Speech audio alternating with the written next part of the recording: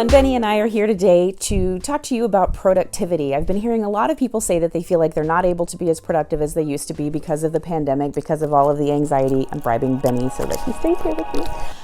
And so I wanted to make a little video kind of talking about that. I think it's really important that we acknowledge that our productivity may be derailed by all of the stress and anxiety that is happening right now.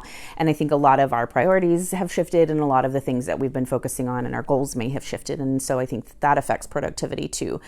But I worry a little bit that it becomes a self-fulfilling prophecy if we spend a lot of time talking about how unproductive we are because it's quarantine and because it's pandemic, and so we're unproductive, rather than kind of shifting maybe how we view productivity. You know, prior to this pandemic, productivity has typically been viewed in a very capitalist kind of way, but I think we have a really fantastic opportunity to look at what being productive actually means, and kind of take back that idea of our self-care and our investment in our home and our families as productivity, you know, not just when we're earning money or when we're going to work. So my first challenge to you today is to think about how you define productivity. Are you defining productivity in a very black and white way? Are you saying you're either productive or you're not?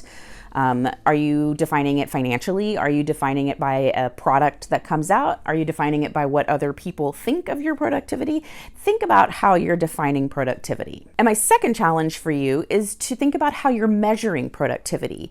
How much do you have to do of whatever it is that you're defining as productive to count as productive? So, you know, I think one could argue that getting out of bed every day is inherently productive, right? Like you're investing in yourself and you're doing something that's moving you forward, depending on how you're defining productivity, but also how you're measuring it. There are a lot of people that are saying, you know, they try and do things, and they're doing things and doing things. At the end of the day, it just doesn't feel like they've done enough.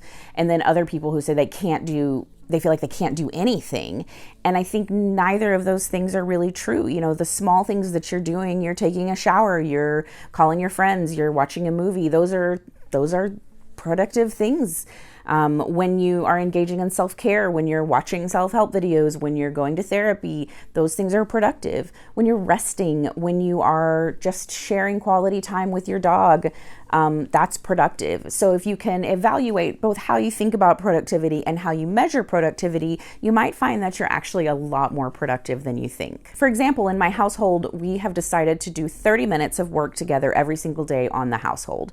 So each night we decide what time we're going to meet tomorrow, and at that time we set a timer for 30 minutes, we put on music, and everybody does something. Sometimes it's sweeping, sometimes it's doing dishes, sometimes it's doing laundry, and there's just kind of standing permission for everybody to do what they have for that day. So if, you know, you have a lot of energy, somebody might do a lot more, and if not, somebody may just fold towels or, you know, something light dusting or something like that. But what we've noticed is that 30 minutes is not really that much, and a lot gets done. And I think that it's important to recognize the ways that we can do small adjustments or make small changes to how we're doing things that actually end up with a lot more visible output than you think. Subscribe and like, please, and leave comments if you have anything to say. Benny wants to know what you think. Find us on Facebook and Instagram, and also drkarenmcdowell.com/askme if you have requests for videos.